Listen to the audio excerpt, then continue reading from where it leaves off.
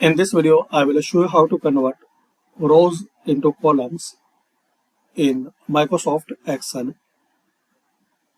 So firstly, select your rows.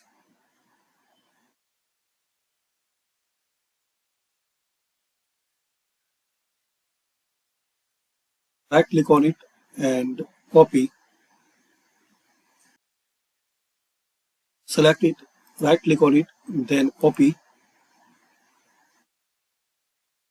Now click any cell, right click on it, and here guys you will see some option.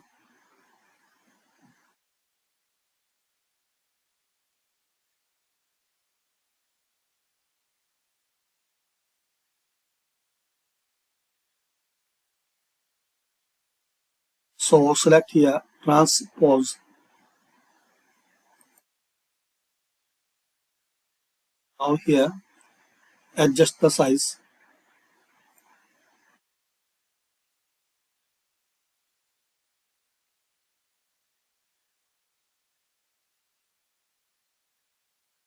So select it. Now adjust the size for column. So adjust the size here.